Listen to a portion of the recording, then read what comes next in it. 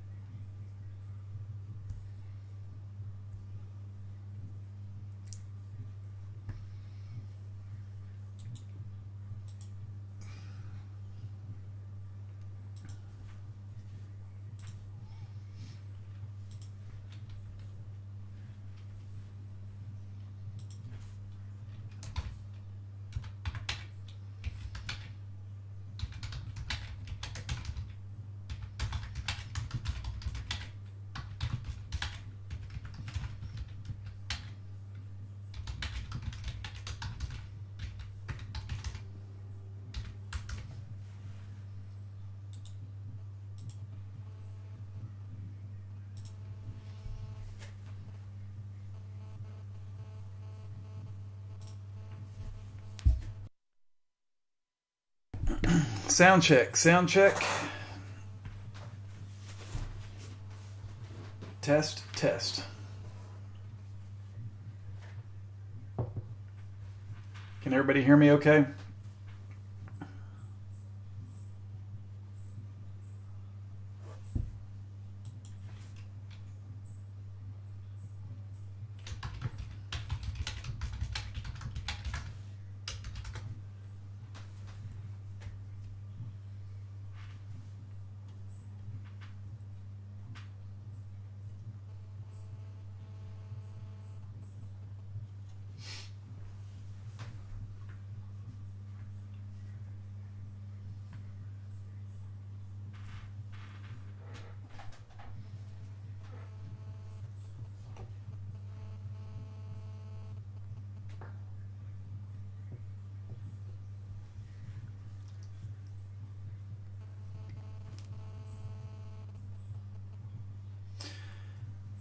so I'll wait until somebody responds. I'll just go ahead and start talking.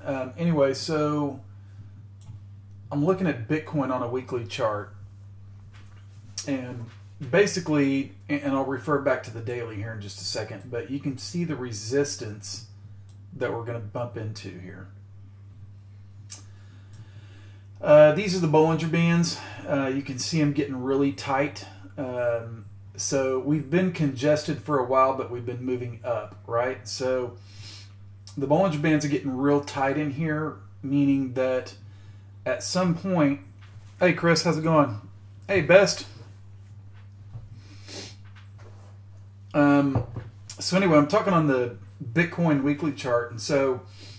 oh, thanks, Best. Yeah, I'm doing much better. I had a follow-up appointment today, and everything, all the tests came back negative, so, which is good. No blockage or anything like that, so doing much better.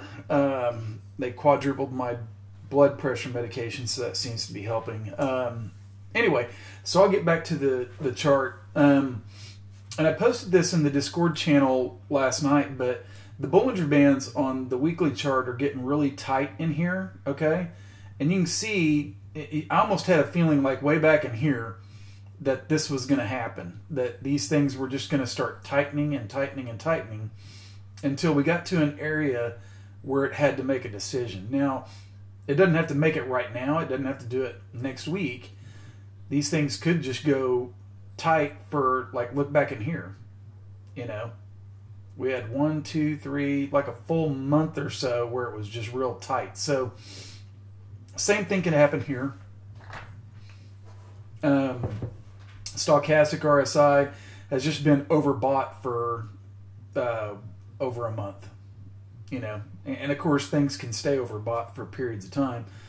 But anyway, you see the upper Bollinger Band right here, and it's close to the 23.6 retracement, okay? So remember this, okay? Now the good thing is we got the 200-day moving average moving up, the 200 EMA just under it. We got the 20 and the 10 right here, which are about to, or actually have crossed. So as long as it holds above the 10 EMA coming up, things are good, right? I mean, I would expect at some point we're going to come back and possibly test the 20, but who knows when or if that might happen. So let's remember this, okay, the resistance I'm showing you right here, okay, and then and you see the 23.6 retracement. So now let's go over and look at a daily chart.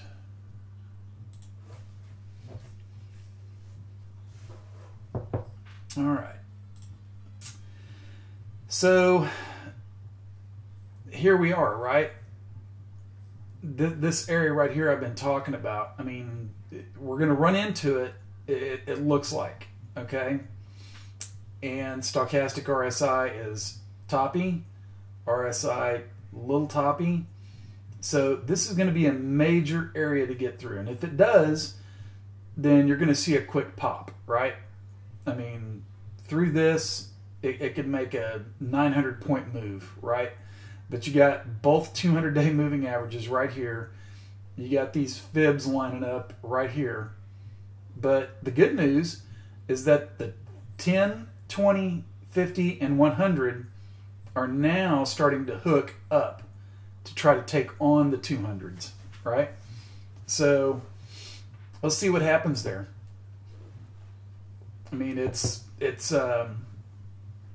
you know, it's interesting. I like it, but slow and choppy is good than, you know, just blasting here, going, you know, just violent moves. I mean, I think, you know, a little, you know, just choppiness going up and just making progress and getting through the resistance is a good deal. So that is Bitcoins. Any questions on that?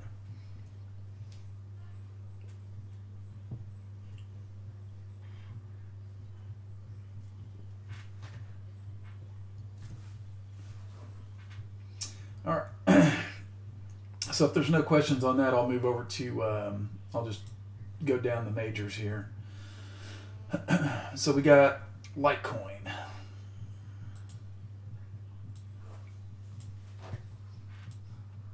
And it's just been staying in this channel, right? Just staying in here, but it's, you know, I've had this here for a long time. It's running into some major resistance, but consolidating just under major resistance, which it's been doing, can be a good thing. If it can somehow get news or some sort of catalyst or something to push it through this, there's a lot of open air, right? But that's not going to be easy by any stretch of the imagination. It's not going to be easy at all. So, you know, just stick according to the plan. I mean, the good thing on this one is moving average wise, it looks a lot better than Bitcoin. It's already cleared the 200-day moving average, and the other ones are just popping up and, you know, keeping it as support. So again, same thing with Bitcoin. Tight Bollinger Bands right here, okay? Very tight. So definitely one to keep an eye on. Watch out for false moves one way or the other. But that's what I got on Litecoin. Any questions?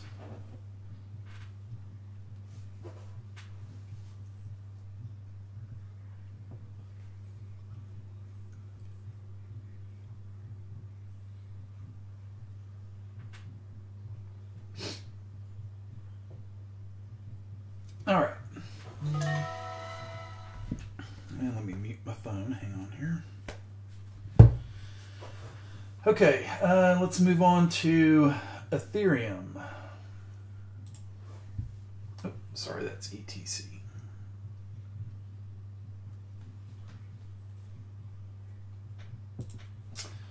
All right. I've seen some people post on this one that they think a breakout is coming. It's possible, but it's going to have to prove it to me. I have seen too many times in the past, and I will scroll back. But again, this downtrend line, it got nailed right here, got close to it and got nailed, got close to it and got nailed. But at some point, does it break through? You know, the moving averages is finally all caught up. Bollinger Bands are tight. A little toppy on the indicators, but they can stay that way. 200-day moving average is just overhead right here. So a break of this doesn't necessarily mean blast off. It's got to get past this resistance right here, here, and over here, and then break the trend line.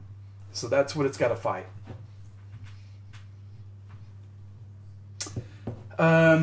Best, are you talking on Ethereum?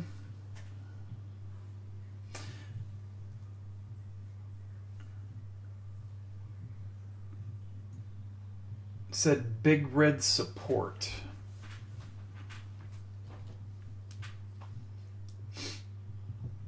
Okay, yeah, so again, like I said, I mean, we're going to run out of time, right? I mean, look at the, you know, you got this trend line right here, and you got this downtrend line. So we're coming to an apex right in here, okay? 200-day moving average, resistance, resistance, support. Moving averages are trying, I mean, I would love to be able to tell you I think this is going to just break out of this. I mean, I really would. But with Ethereum, it's got to prove it to me. I mean, I've got to see it get past, you know, that trend line, that downtrend line right there. I mean, I got burnt in the past on this one before. I will not get burnt on it again. So it's going to have to prove it to me. I mean, I like it, and I hope, you know, hope it all goes well, but it's got to prove it to me. I'm, you know, as a trader, you know, fool me once, you know, shame on the damn market. Fool me twice, shame on me. So, anyway, that's Ethereum. Any other questions on it?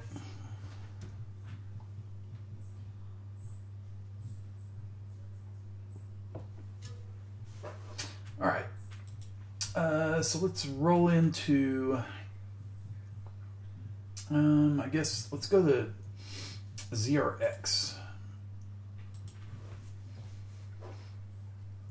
And if Chris is in here, I know he asked me last night, why not wait until it hits the 78.6 retracement, right? Which is right up here. Well, you know, as the millionaire once said, I sold too soon, right? So trying to wait until it exactly hits that is not my cup of tea. I mean, you can play it however you want, and I give these targets, you know, of where you can get in and out. It's your preference, right?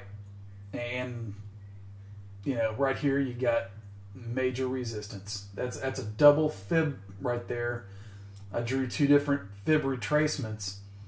We got a 161.8 and a 78.6. So that's going to be tough, and you got the 200-day moving average just overhead. So a pullback would not surprise me. Now, if it breaks through this and gets up in here, I mean, I just expect here's resistance, here's resistance. And if it breaks through that, then you're going all the way up here. What is that? Almost 10,000? 98.72, something like that. I mean, all the signs are pointing that we've got to retrace a little bit, okay? And if I was to draw a retracement on this, and let's just go, I'll go from here. You know, let's throw on, let me change these up.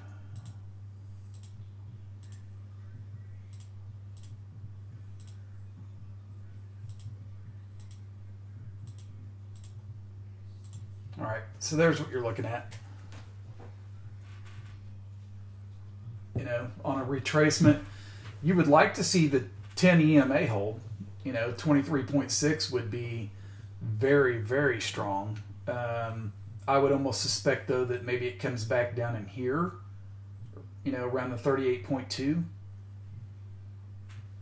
And what is that, 7,500? So, you know, that's an area to watch. You would like to see it hold the 10 or the 20, you know. That would be really bullish. And I like how the 50 is starting to hook up. It's above the 100. You know, let's see if it comes down and retests the 100 moving average and then wants to go off it. But I think on my chart I posted, you know, we got a cupping pattern right here. Okay?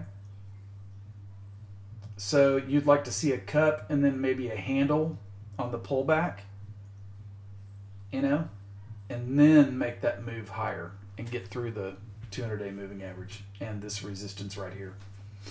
I mean, it would be massive bullish if it breaks through this. I would be totally shocked.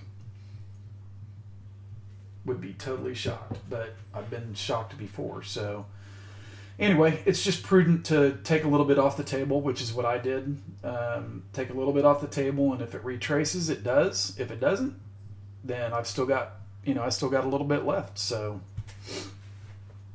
anyway, that's ZRX. You guys want to, I mean, I'm pretty much done with the majors. You all want to look at something in particular, or you want me to chart something?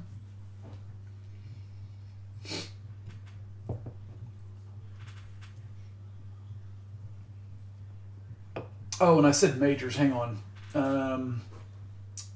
Let me go back. Here's XTZ. I think I did that one the other night. I'll look at XTZ in here in just a second. Real quick, I'm going to go over to Ripple, XRP. I know a lot of people don't like it, or, you know, everybody has their reasons, but I just look at the charts. And so, you know, here we are stuck in this triangle. But what I focused in on the other day, because these do not happen very often, but right there. That candle pattern right there. And I said, when I did the chart, I said, I have no idea what the catalyst is going to be, but that's a morning star. Okay? Downtrend, downtrend, downtrend, and all of a sudden it got reversed, and it's been holding. So, coming off the lower Bollinger Band, can it make a push through that? I mean, it still has the 100-day moving average to go through, and not to mention try to break the triangle. 200-day moving average is up here. What is that, about 38 cents? Something of that nature. So we'll see. I mean, but even or morning stars right there like that, those are rare, and they're very bullish. So as long as it holds that low right there, it's good. So use that as your and in fact you can use this trend line now as your stop. If you got in here, you know, or somewhere in here, you could use that as your stop, you know, because as long as it stays above this, it's bullish in my opinion. All right, so let's look at XTZ. I think I did that one the other day. Let me pull it up. Yeah, I did. Okay. Oh gosh, this was 2 weeks ago. So this is a long-term hold for you. Okay. Wow.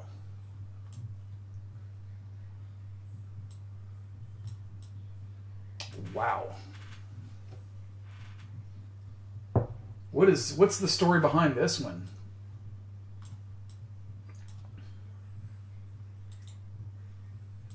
Let's get rid of that. All right, let's do some fibs on this one. Let's go ahead and throw here to here. Oh, that's amazing. So it's bumping into the 78.6 right now. Okay. Let's get these off there. And let's do another fib. Let's just do a retracement from here to here. And let's see what happens. Take that off, that off.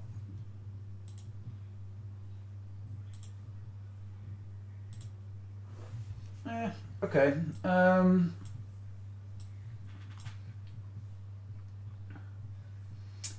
you might want to do something like this. And let's change that to green.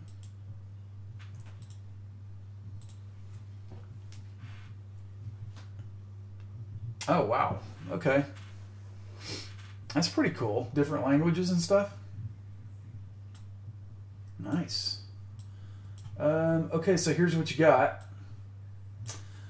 We all know, I mean, and I've talked about it before, but if it breaks that 78.6, and you can, actually, I'm going to look over here real quick because it's just caught my eye. Yeah, right there was some support at one point, and it turned into resistance. So let's just throw that on there as well. Okay. Just as a reference, I'm not saying that that's going to be it or not, but back here you had support, and then pop through, and then it became resistance. And here we are again testing this area. Yeah. Right now, let's look at this. And let's see where a pullback might land.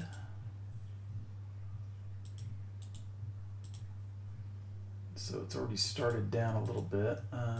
Let's take that out. There we go. Oh man, I love fibs, and I just love support areas and how it all lines up. So when I drew this fib, I mean, obviously we're testing the 38.6, but that area right there, which I put the green line on just a minute ago, look where the 61.8 lines up, right on top of it.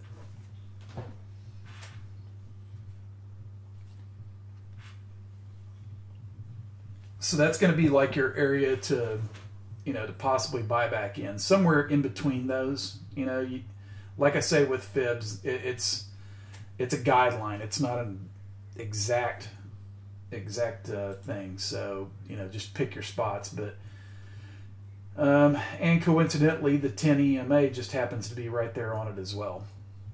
Isn't that amazing? So there you go. I'm going to save that one. I may actually think about getting a position in that one if I can remember. There's so many of them I look at that.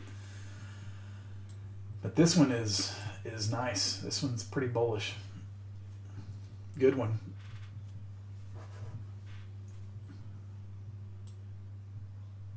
Anything else to look at?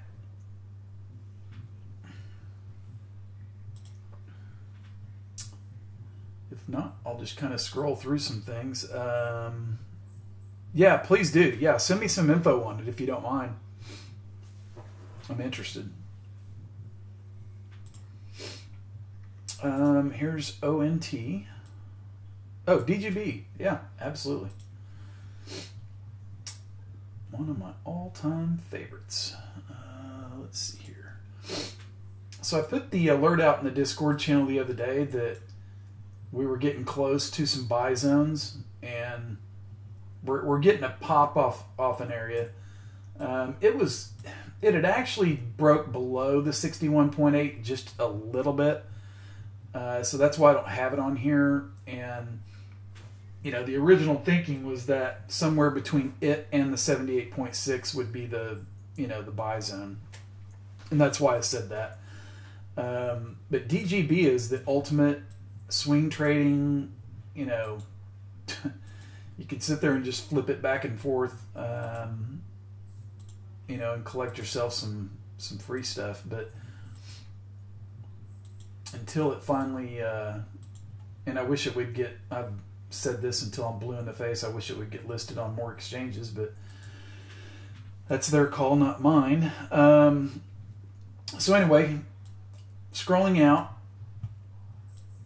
and we've got this, okay?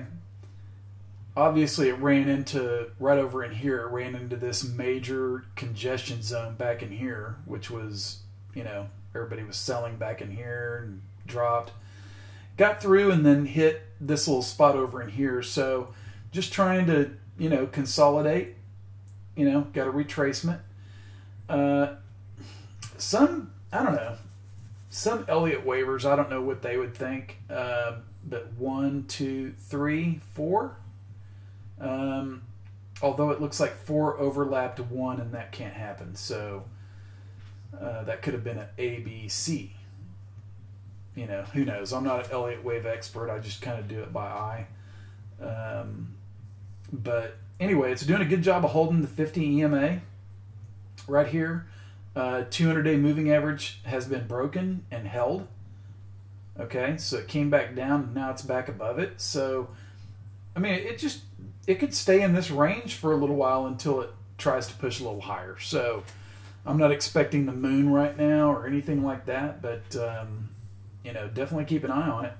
You know, and trade it. It's a tradable coin. You know, it's one of those that you could sit there and, you know, now that we've established kind of a local bottom, let's go do a fib on it. You know, here to here.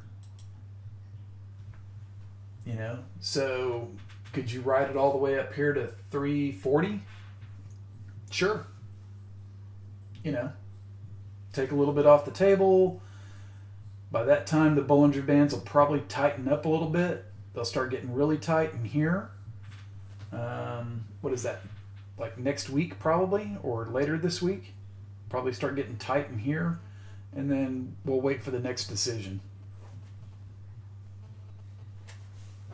But, I mean, I always like DGB. It's, you know, it's a good solid coin, and, you know, it's not a scam. So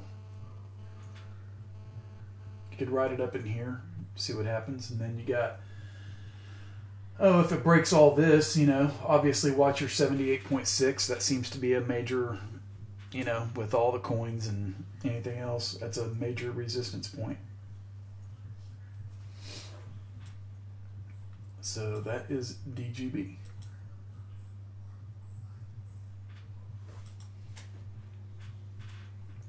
Let's go look at, I did ADA earlier, and I thought there was something I wanted to talk about on this one. Oh, yeah. Okay, so if you're holding ADA, right?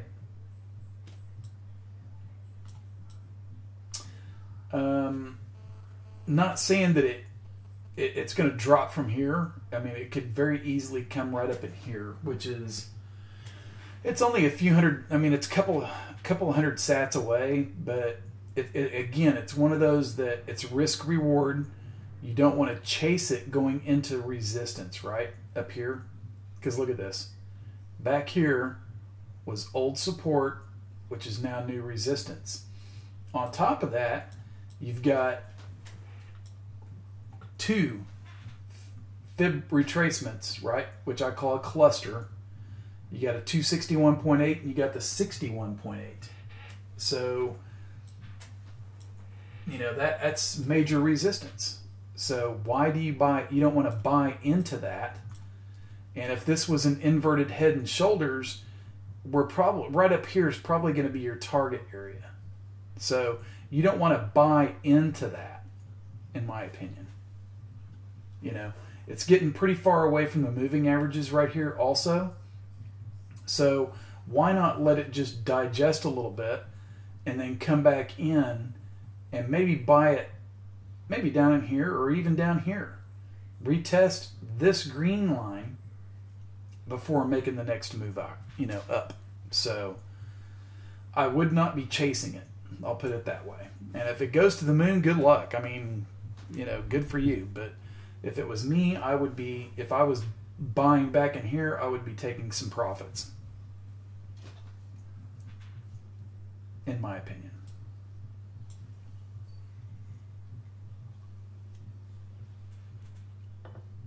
All right. Any other charts to look at?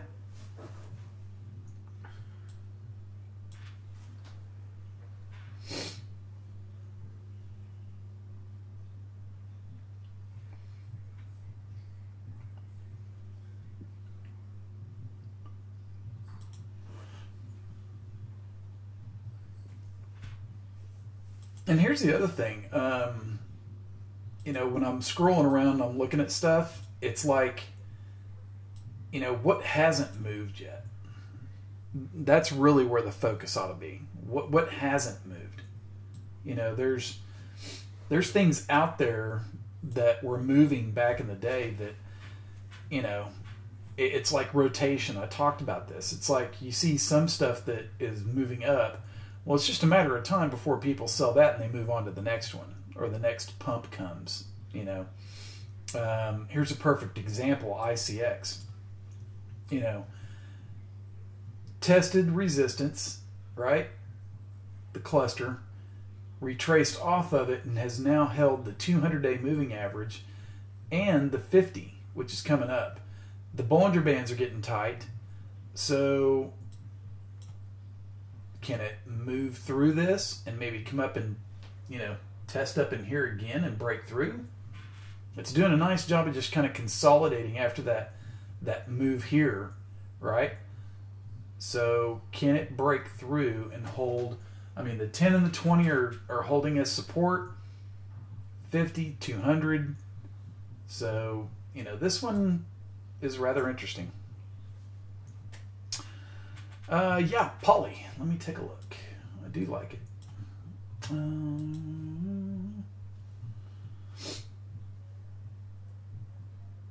There it is. I did a lot of these charts earlier just to save myself time from having to do it right here in chat. Yeah, so, you know, what did it bounce off of, right? You had a retracement from here to here, and it's held the 78.6 retracement. It's also holding, on a closing basis, the 20-day moving average.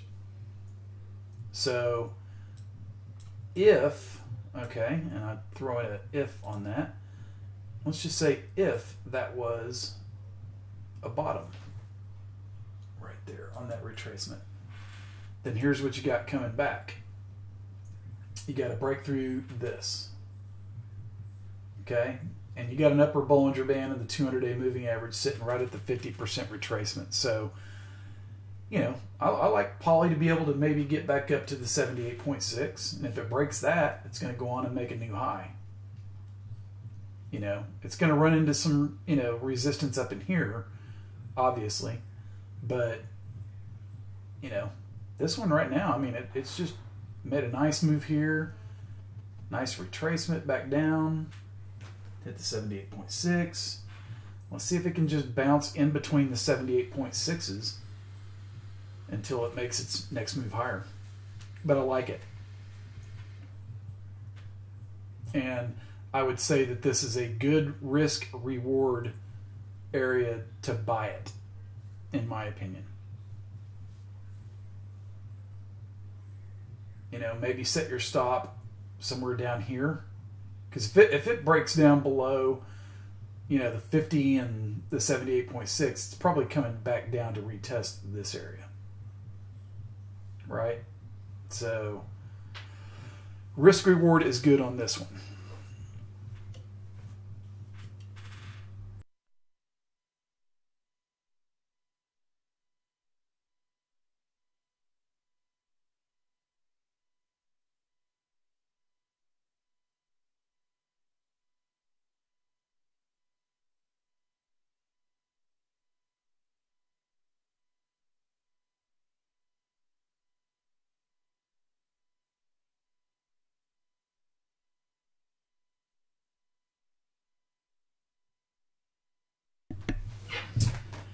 Okay, let's see. What else do we got?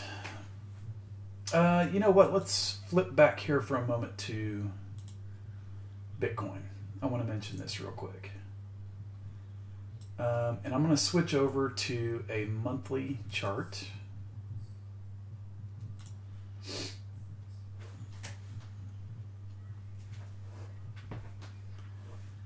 it'll load. There we go. All right. And I saw somebody else mention this, and it hadn't occurred to me. But this is the first time since, let's go back to like the very top, right? That Bitcoin has actually had back-to-back green candles on a monthly chart. We had a green candle in February and a green candle in March. Not sure, you know, we'll see if that's any kind of significance at all, but that's the first time since this whole downtrend started that we actually had back-to-back green candles. So, I mean, that's impressive to be able to stop that bleeding, you know, but we'll see what happens. But I thought that was an interesting little post that I saw, you know, fun facts kind of thing.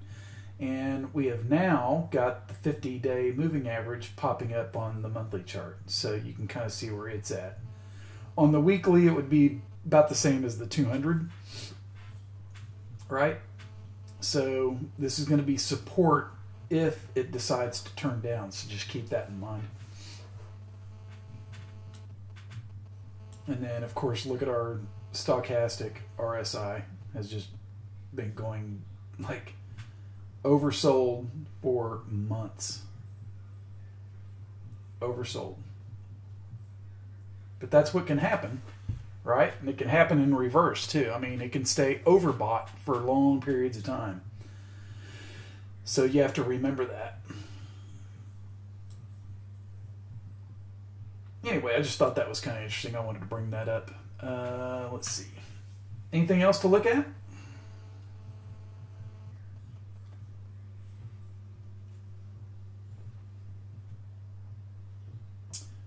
I know that, let's see, Bitcoin Cash is another one that people are, see a few people talking about.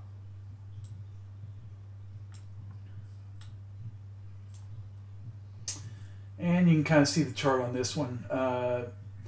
100 EMA resistance, 61.8 and 78.6 are just overhead. So It looks like it still has maybe, oh, I don't know, maybe something might happen toward the end of the week.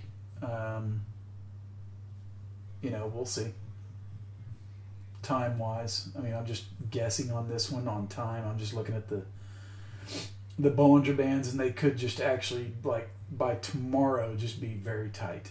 And then we'll see what direction she wants to go. But stochastic RSI is getting a little low. RSI is still, you know, pretty strong. So all the EMAs are going in the right direction. So we'll see what happens. ENJ. Okay, is that on Binance? Let's go look. Why am I thinking I did this one before? ENJ. Nope, I did not.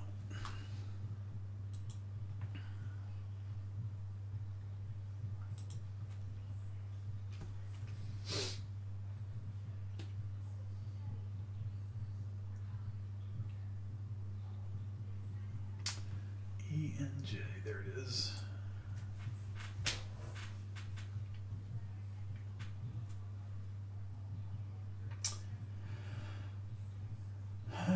Interesting. Wow.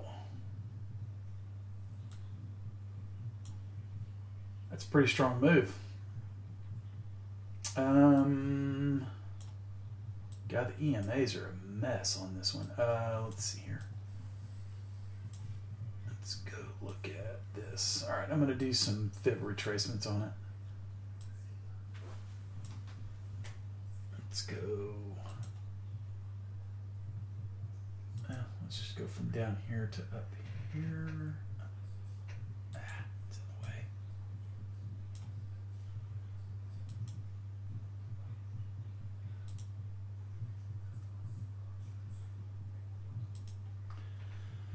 All right, so basically it's retraced 50% of its move.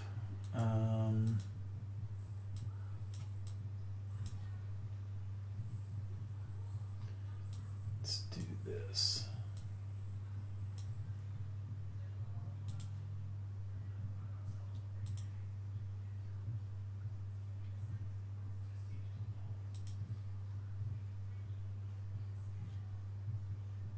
All right, so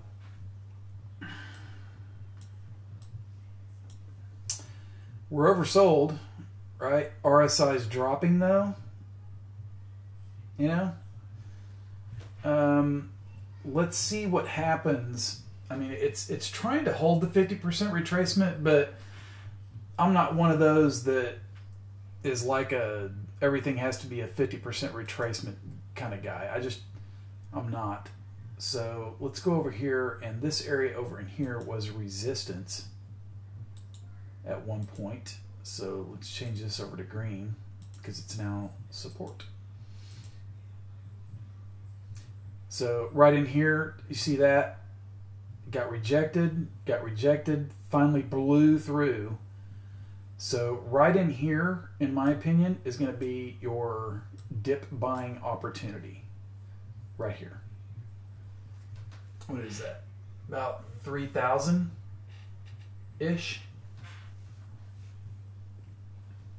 So you still got time, right? I don't know that I would be rushing into this one just yet.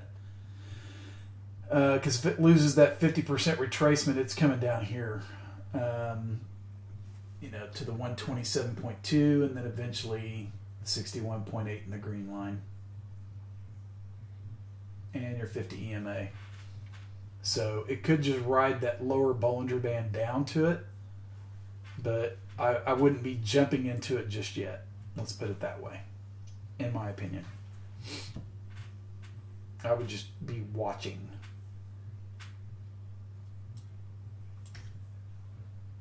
But all in all, it's not a bad looking, it's, you know, new highs, except for back here. And now we've got a new low. So let's see if we get some sort of, you know, flagging pattern out of this one. You know? Maybe something like, oops, let's do something like this. Oh, I did not. I don't even know if I could get a flag out of it. This may actually look like more of a descending triangle. Yeah, there's no flag in there. So, you know, I watch down in here, and then if it holds this and can break through that downtrend line, then, you know, you got pretty much off to the races. So watch that area right there around 3,000, in my opinion. Hope that helps. I will go ahead and save that chart.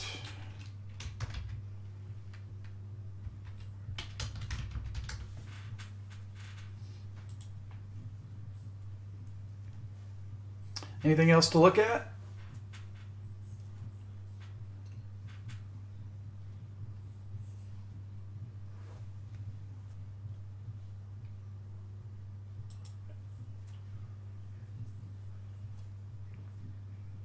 I mentioned the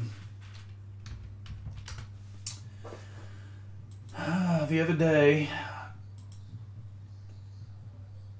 RDD.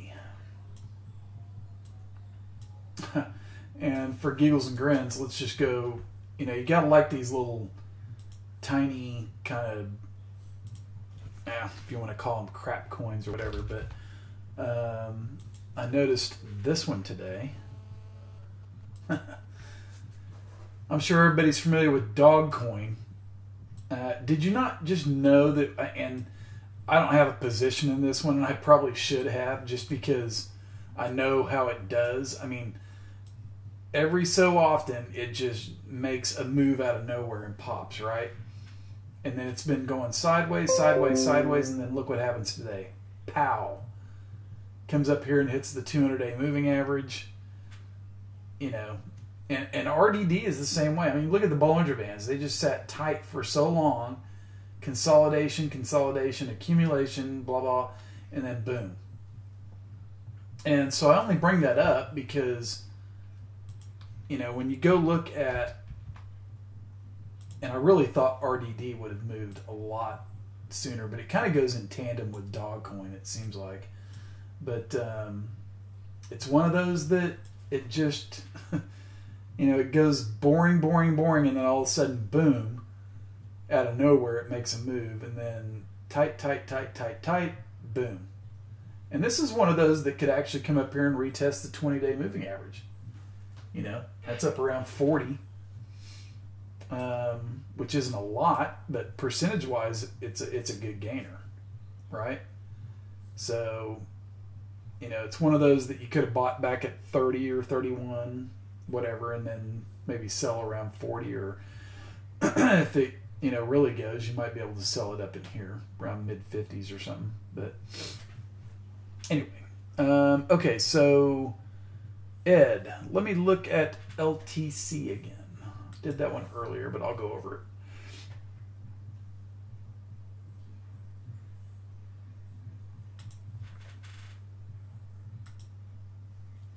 Okay. So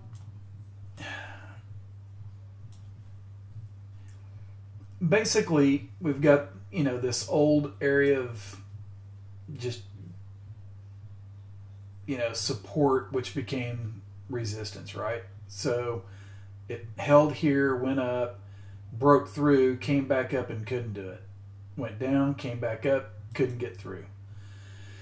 Big sell-off. Well, here we are again.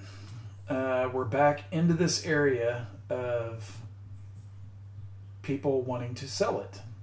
And so what it has to do now, and of course moving averages back then were way back here.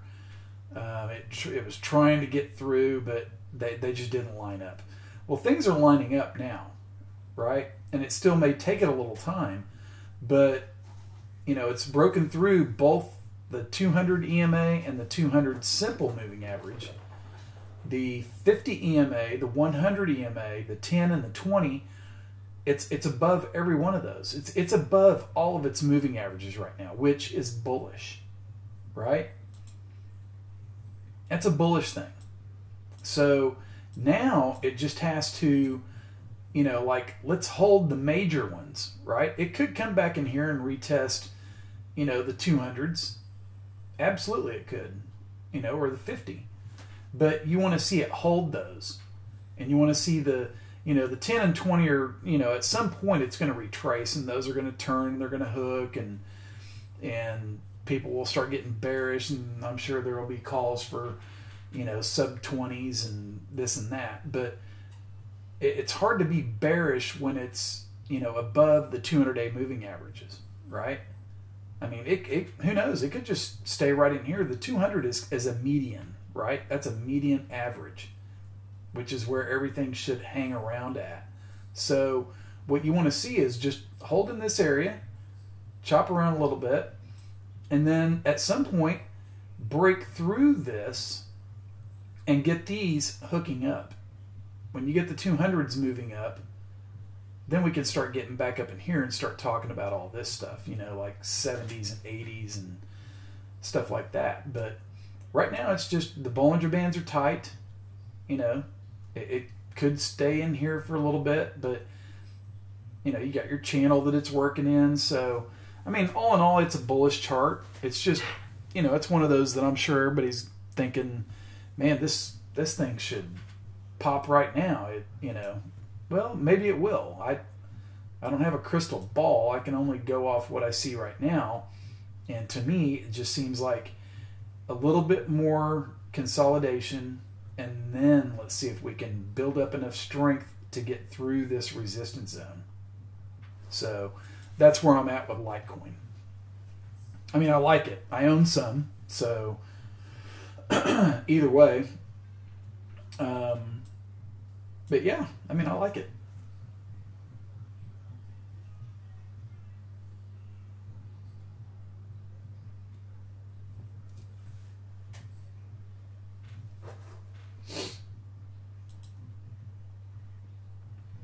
All right, so that's Litecoin. Oh, here's another one. XLM, which, I mean, I've got a position in this one. It's not any big major position by any means, but I may chip away at it. This is a really, really nice looking chart. Okay, and why do I say that? Well, you got bottom here, and it's held the bottom, right? See the support line? And you're getting a nice move off of it, and it's just hovering underneath the 200-day moving average. So here's what we look at. Let's go do a fib from here to here. Actually, it's more like right there.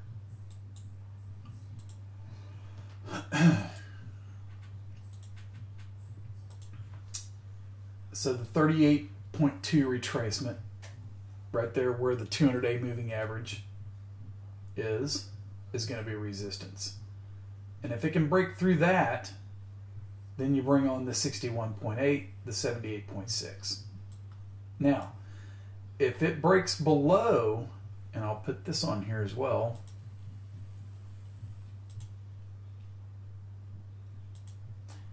if it breaks below that green line right there, then I'm going to get worried. I mean, I'll really start questioning whether this thing is like going to break to all-time, you know, well, not all-time lows, but new lows. Right there, that's support. So this is another one of those good, you know, risk reward type scenarios, in my opinion. It just, you know, had bottomed here, and then you got to move here, and now you've got nice retracement, right? Because people took their profits, they're getting out here. Hold this little area and see if it can come out and take on some of this. That's what I'm looking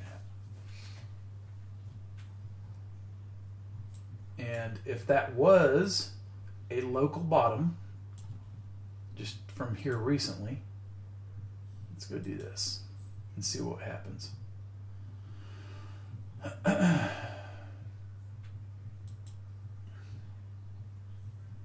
So coming up, and you can see where it's, don't you just love fibs? I mean, I love them. So from here down to here, it bumped its head into the 38.2. Get through that, and you go test the upper Bollinger Band line and the 61.8 right here, and then see if it turns up. But 10 and 20 EMAs are right here. The 50 is hooking up. I mean, it just, oops. I mean, it just has the makings. I mean, like I say, good risk reward. I love these setups because, you know, it just it just has it.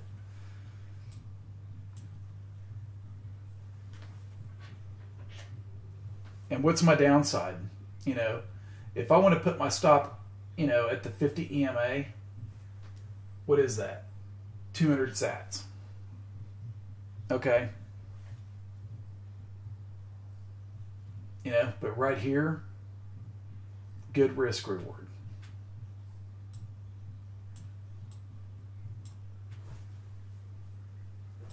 Anyway, that's XLM. What else do we got? Anything you guys want to look at? Any other charts?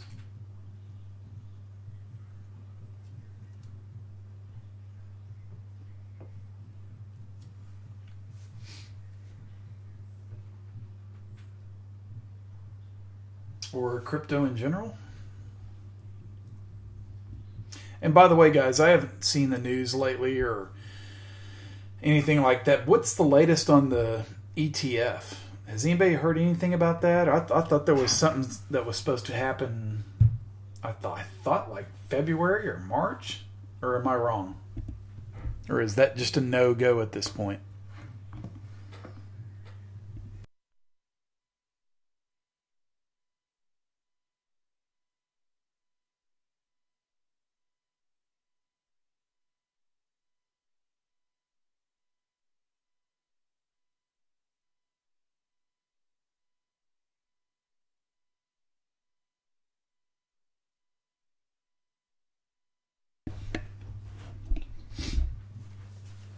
I mean, I wish I had more time to look at the news on some of this stuff, but I don't.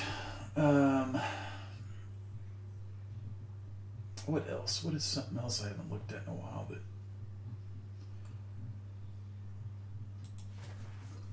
what about BAT? Ooh, interesting. Get rid of that. So it looks like BAT broke through its resistance. Is that resistance zone right there? That's interesting. Very bullish. Wow.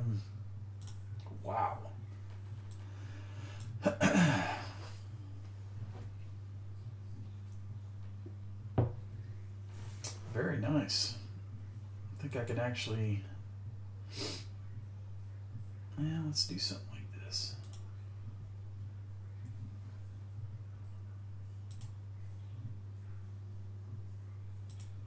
Oops.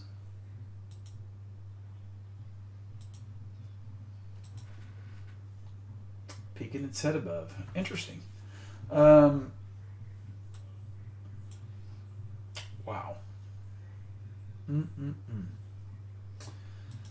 Okay.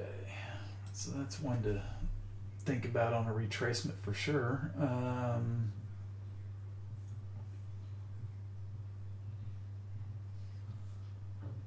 Guys, any charts? Throw something at me.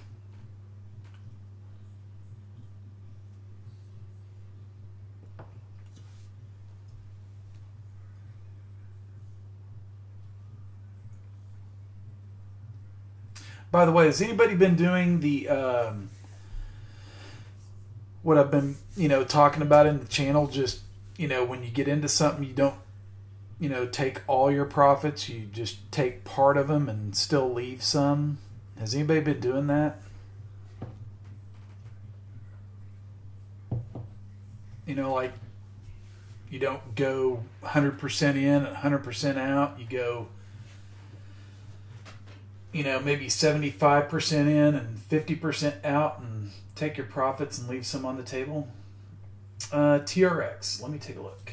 Tron. Let's go look here. I knew this thing. Oh, wow.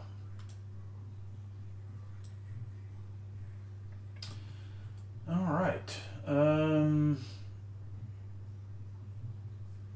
Where did I draw these from? Let's see here.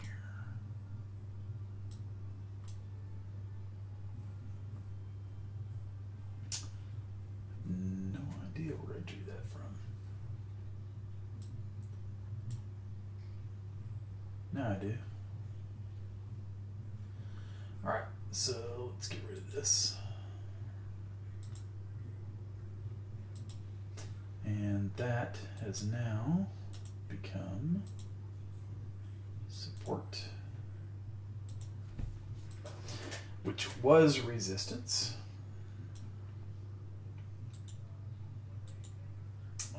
Let's get rid of these. Let's just kind of clean this up a little bit.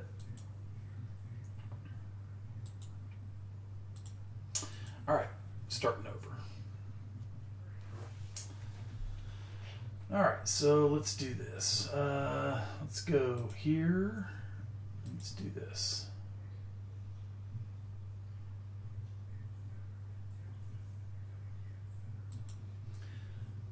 And let's take out what it's past.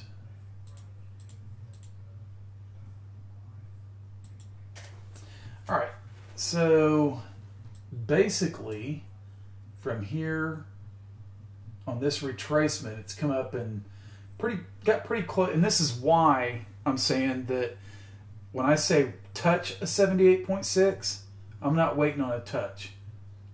I mean, that's an area to that's why, right? Because look here, fibs aren't perfect. They're amazing, but they're not perfect, right? So it gets close to it and then it backs off. So sometimes it can, sometimes it can't. Let's do this. Let's throw this on here and see what happens from this all-time high down to the low. And let's see what pops up in here.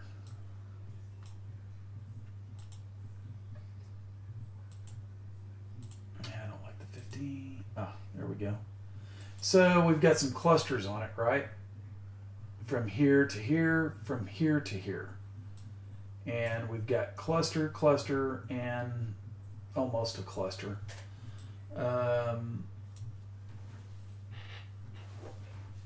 So there's your resistance, right? And if it breaks through this, I don't even know if I'd be looking at this right over here. That's probably not going to matter. If it breaks through here, then boom, it probably comes up here. Now, let's scroll in and let's go and see where it bounced and why. I would almost guess it was a fib retracement somewhere. Let's take that out and let's do that. Yeah, I actually did kind of hit the 50, but and let's do this.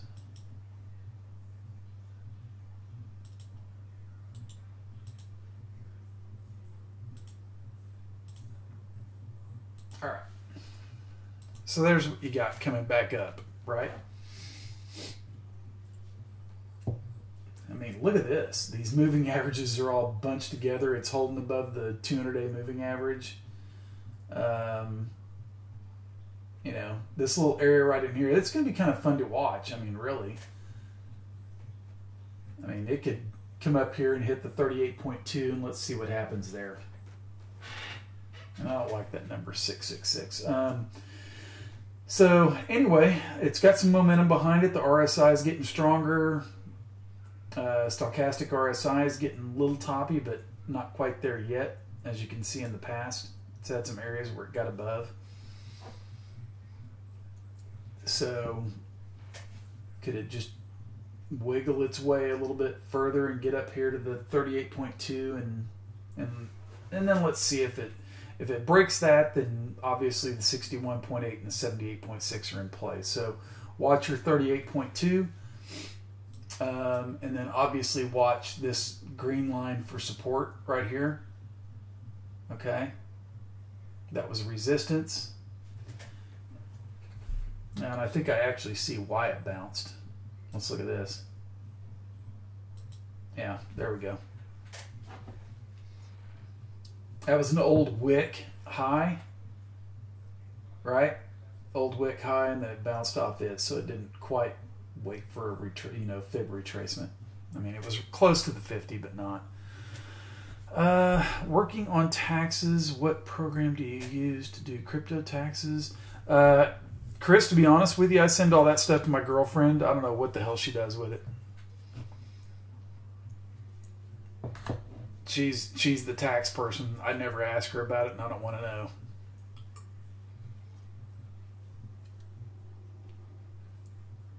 That stuff, that any kind of tax stuff, just confuses the crap out of me, and I'll admit it. I'm not a tax guy. I don't understand the rules, regulations, or whatnot. I just hand her the stuff, and she does with it what she does.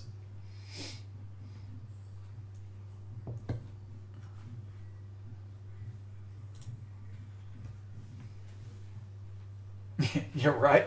Takes a lot of pressure off me, I'll tell you that. I don't need any more pressure. Not with my condition. Yeah, she handles all that stuff for me, which thank God, because, tax forms, and I look at them and I'm like, I have no clue. I'm like, whatever. And if I didn't have her, I would hire somebody to do it for me. But she's free, so I take advantage of it.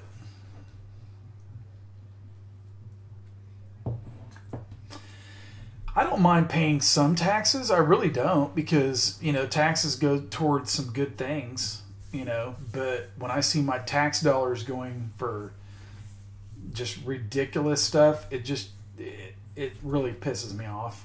So, I'm not going to get into a political discussion. I think both parties are guilty. And I just hope somebody comes along at some point and fixes it. But there's too much favoritism, too much padding pockets. I mean, there's just too much of that crap going on. It really makes me angry. And there's too many poor people that are, they get audited, or they get, people that probably make under $200,000 a year. They probably get audited more than millionaires do, or billionaires. It's just all about having enough money to pay somebody off. Oh well, I'm not going to go on my rant about that. But hopefully somebody comes along and does something about it. Man, TRX really. The more I look at it now, I'm really kind of liking this. I mean, I really am. I mean, it just has that bullish look to it. And isn't this, is this that Justin, what's his name? Justin Sun, or what's his name? I think I've seen people post that he pumps his stuff a lot. He's the owner or whatever. Justin Sun or whatever.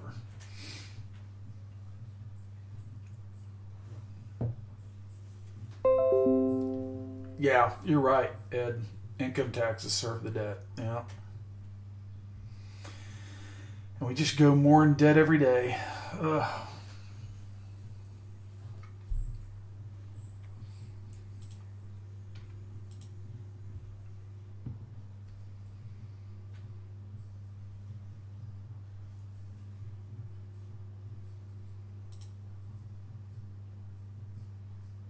Oh, demo trading.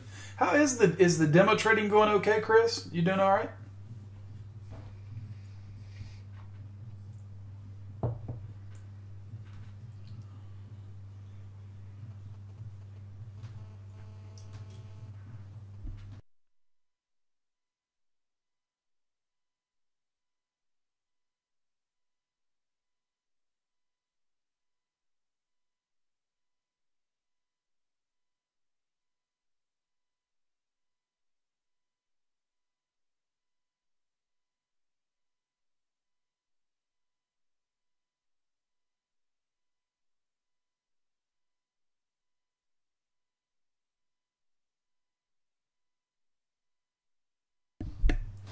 All right, that's good. Is the hopefully the what I've been talking about and preaching about is working on just building a portfolio. I mean, I think that's where a lot of people, especially if you're new to something, right? If you're new to trading, most people's instincts are, I'm going to throw all my money at something and then I'm going to sell it for a profit, and take 100% out. Well, number one, when you go 100% in, that's never a winning situation, ever. Right? Because what can happen is you go 100% and if your charting skills aren't good, or if you're just following somebody or getting into the party late or whatever, then what happens? You're stuck, right? And then you end up selling at a loss because you get tired of it and you see something else is moving and you want to go chase it and whatever. So that's where charting comes in. You got to look at stuff like fibs and old support and new resistance and things of that nature. It's simple stuff, really. I mean, you can find people out there that will come up with all kinds of indicators and fancy smancy stuff and blah blah blah, when in reality what really works is support lines and Fibonacci. I mean, moving averages obviously, but those are the things you have to focus on. It's the KISS method. Keep it simple, stupid. That's what I always say, the KISS method. Because when you start looking at too many things, you start getting too confused. Or if you watch Twitter, or you watch somebody pumping stuff, when in reality, just go back and look and see how something reacted in the past and look at the support, all that stuff. I mean, and then don't go 100% into it. Go maybe 50% into it or 25%. Keep it small and build up your account and compound it. And just trust that your instincts and your charting is good, and don't let anybody else tell you otherwise. Just trust what you're doing. Just because Joe Blow with 20,000 followers says, "Hey, something's going to the moon," why believe that? You don't have to believe that. I mean, everybody can be wrong. I'm wrong. I can be wrong. I've taken losses. But I try to give myself the best risk reward for what I'm getting into, and I don't go 100% into anything, ever. I always leave myself, if I make a mistake, I've got an area where I want to get out. There's an area where I want to get in. And then there's, just, you have to watch that stuff. You really do. I mean, everybody thinks trading is so simple. And yeah, there's been people that's been lucky. They get in, they just go all in and they hold. And there's going to be people like that. And they'll claim themselves to be, the guru and whatnot, when in reality, they're not. They got lucky. I mean, now there's plenty of people out there that's really good at what they do. And I have all the respect in the world for them. But you have to trust what you're doing. Don't let your emotions take over. And that's one thing where, oh no, Chris, my job's not, no. No, my job is not related to trading. I used to do it full time for a while, you know, and then you start having stuff you have to pay and you know, just all kinds of crap that, you know, and mistakes, stuff like that happens, and there's just the list goes on, you know.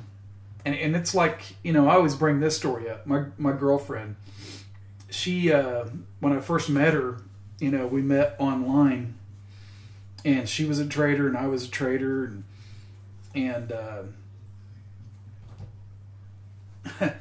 she was one of those that she was trading the S&P futures. That was her gig, right? She just would trade that nonstop. And when I mean day trader, she was in and out. I mean, it was like 5 minutes, 10 minutes, you know, at the most. And she would trade, you know, for a half hour every day, and she would do good for 4 days, right? So for like Monday through Thursday, she would probably make $2,500 to $3,000. And Friday, if she could just take Fridays off, she would probably be a millionaire, but she couldn't. She overdid it. And I would get a phone call, and she'd be like, oh my God, I lost it all. You know, I'm down now. You know, she went from like being up $2,500 to $3,000 to like $1,000 down because she couldn't, you know, it was emotion that got her. And so that's something else. You can't let your emotions take over, you know? So anyway, I thought I would share that story. We've all been there. I've been there. I mean, I've made mistakes in the past. I don't know, Chris, I don't know if you were around when I told this story. I told this was back in, I think it was 2002, and I was trading the S&P futures, or actually I think it was 2001. Anyway, it was when the market was crashing down, and I was trading the futures, and I went short. And one thing I tell everybody is always have a stop loss in place, right? Just in case. You just never know what can happen. And so I had I shorted the S&P futures, and I was sitting there watching, you know, I was up, man. I mean, market was crashing. I was doing good, and all of a sudden I'm sitting there watching, and I think I was up at the point at the time. I think I was up probably $2,000 or something, somewhere in that neighborhood. I can't remember the exact amount. And then I'm sitting there watching the screen, and all of a sudden that profit went to a loss in like 2 seconds. And I'm sitting there going, what in the hell just happened? And I'm sitting there watching CNBC, and the Federal Reserve in the middle of the day came out and they cut interest rates, which back then, that's what they were doing to try to boost the market. And so when they did an intraday rate cut, it just almost wiped me out. And so, anyway, I panicked. Emotion got me, and I was like, oh my God, you know, because I was thinking, oh, this is going to the moon. And I sold at a loss. And so what happens? The next day, the market was down even further.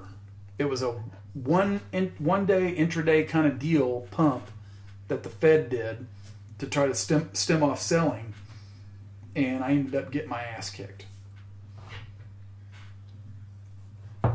Bad Harold, bad JR, bad. Yeah, it was. I mean, but that's what the Fed does, because I think at that point the federal funds rate was like 6%, so they had plenty of room to do something, and it was a drastic move. But I don't blame them. The market was in free fall, and I was taking advantage of it. But it didn't last long.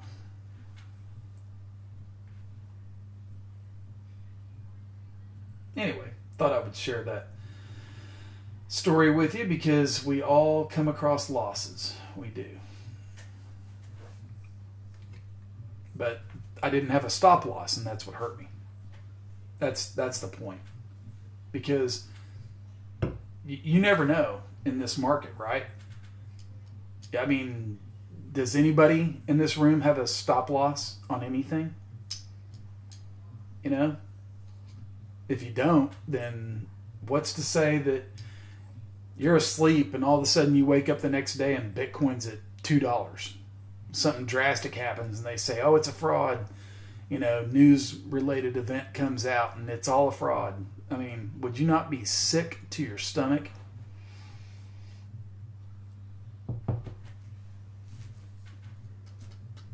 I mean, that's just stuff you have to think about. Anytime you get into something, you got to have an exit plan.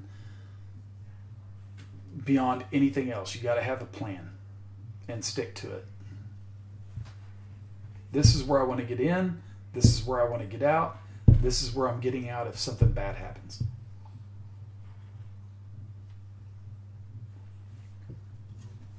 Protection.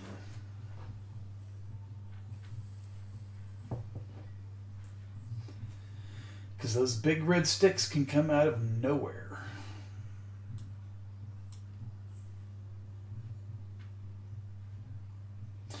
All right, any other charts to look at?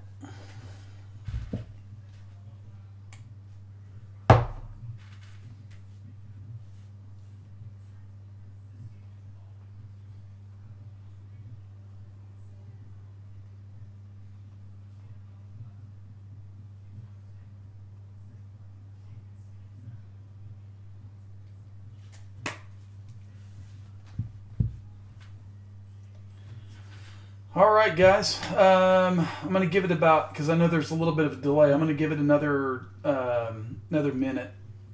Oh, XRP. Yeah, Michael. So I looked, and here's the thing on XRP. I did this one earlier, but what I really want to focus in on this one, because I still hold this one. All right. So basically you got this big triangle that it's been in, okay, for going on months, right? Going all the way back to, it's almost been a year. But anyway, look at this. And then here's the thing I want to focus in on, because this does not happen very often, right? So selling, trying to get out, selling. And then what I focus in on, candlestick patterns, right? All right, so this little pattern right here, you see this selling, you get a big red stick and then you get a doji, right? That little skinny, small body, that's a turning point. That's a reversal. And when you get the green stick after it and it takes out the previous red candle, that's what's called a morning star candle formation, right? Those are very powerful, and those signify major bottoms in markets, okay? You can see something similar over here, but that's not a doji, and that's not really a morning star because it's not a doji, but you can see where that was a bottom. That's a reversal formation, retraces, and then comes back up and makes a higher high. So what I focused on, and when I mentioned this, is watch the morning star, right? And the reaction off of it. And so now Bollinger Bands are getting tight. It's trying to come out of, and here's the other thing too. With Bollinger Bands, right? You got your upper, you got your lower. Anytime price gets outside of the Bollinger Bands, right? So quickly, those are buying opportunities. And so right here, it got way outside the Bollinger Band. And then see right here what happens? Pop, comes right back inside. Got below, pop, comes back inside. And so now it's consolidating right here around the 50 EMA. You got your 100 sitting above.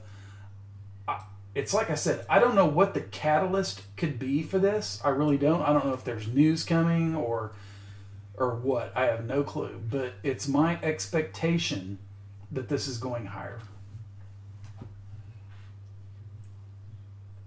Okay? And I think it's going up to retest the 38.2 and possibly even the 200-day moving average.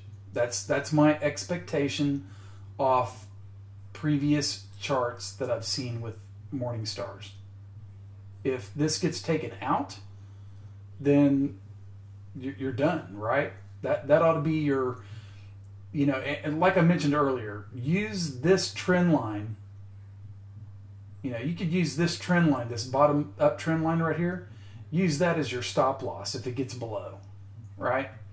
Because if this thing starts to turn, then, you know, that's just your point to get out. But what's scary about XRP in a way is we've seen these little wicks come out of nowhere that drag price lower, and then it turns and reverses. So you got to be real careful of where you put your stop, because you don't want to get just stopped out right here and all of a sudden it reverses back on you.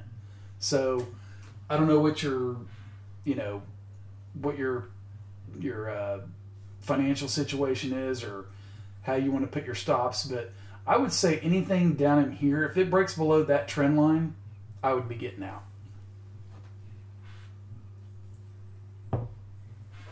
You know, that's my opinion. But I think that it's actually going to go higher. And like I said, I don't know what the catalyst is going to be. I don't know what the news might be. Maybe there won't be any news. I don't know. But I'm just going off what I've seen in the past and what experience tells me.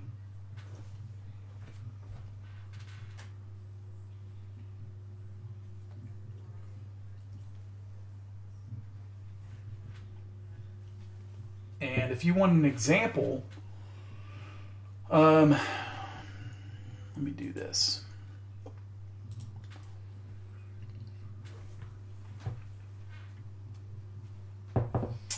Let's just go. Hell, I posted about this. Oh, I don't know how long ago it was. Get the link on this.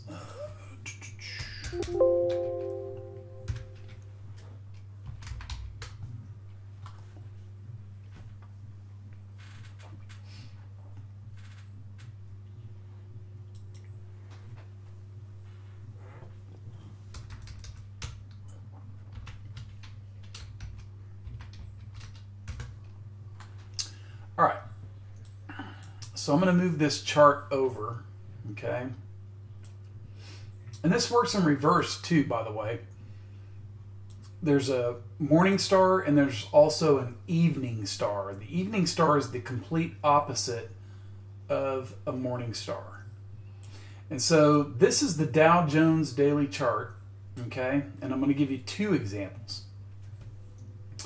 So I posted about this on Twitter back when it happened and I gave the alert, right? So right up here, and actually you had two of them, right? You had market going up, up, up, up, up, up, up, up, doji, red candle, boom, sell off. Tries to come back, makes a little bit of a higher high, but green candle, doji, and then gap the other way, red candle, and then look what happens. Boom. Sell, sell, sell. Comes back up here, another reversal candle. Boom, boom, boom, sell. Tries to make a recovery. Boom, boom, boom. Green candle, doji, gap the other way with a red stick. And then look at this. So you had a, from this evening star, or even if you got in here, you had, what is that, 26, that was almost 27,000, right? So the Dow lost 6,000 points from that evening star. So there's an example for you.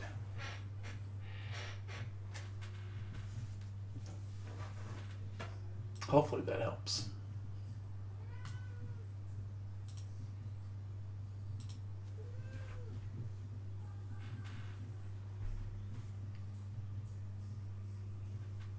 And I think on my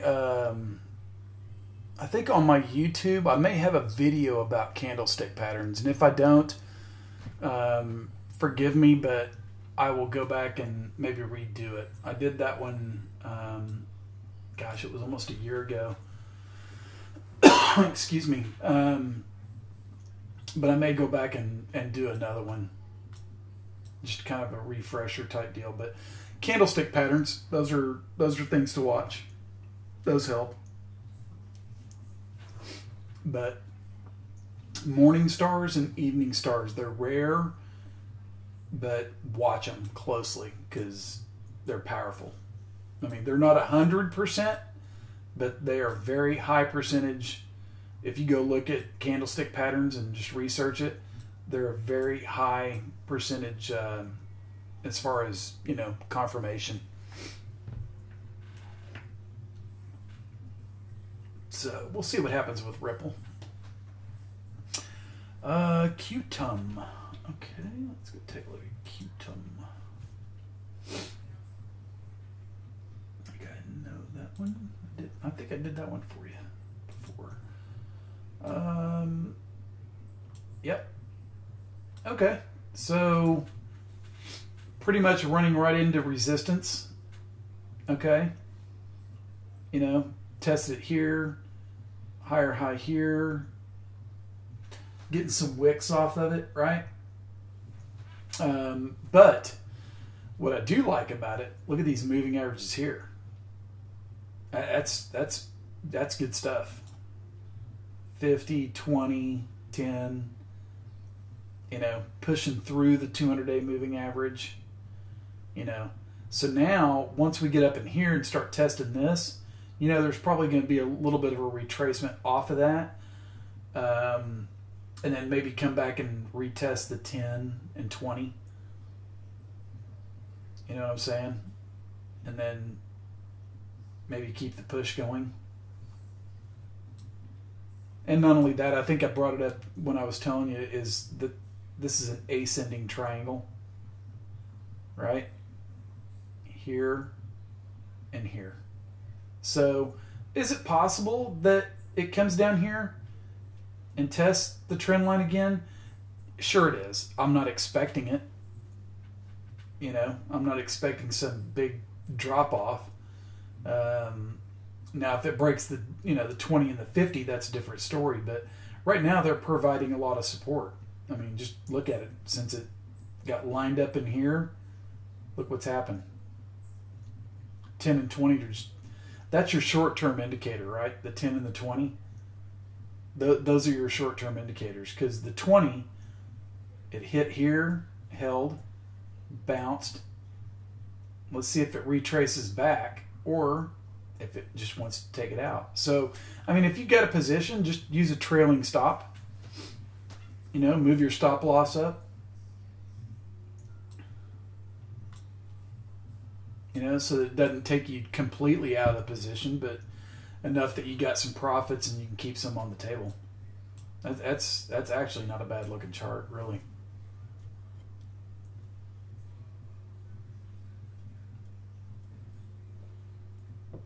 And it's very similar to a lot of other ones as well.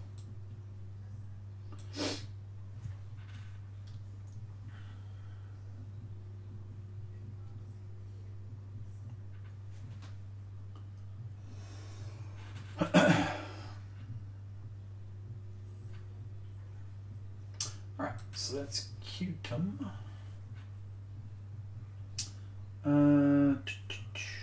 What else? Just gonna scroll through here real quick and see if there's anything else.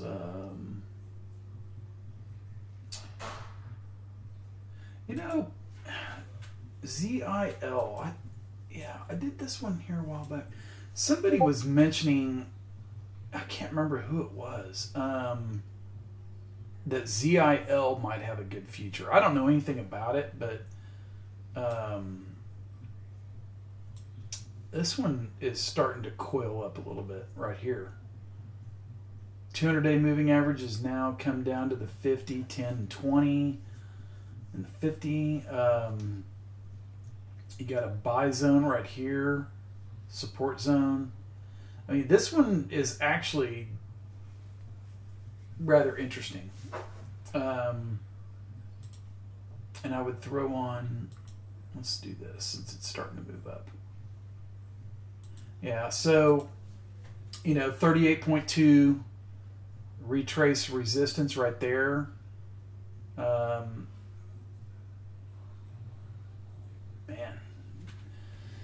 It's a rather interesting chart right there. That's one that needs to go on the watch list for sure. Okay, anything else, guys? Any other charts?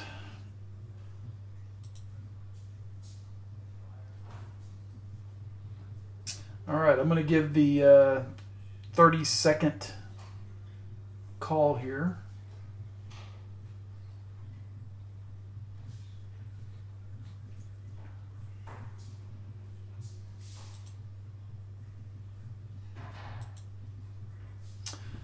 Second call. Any charts to look at?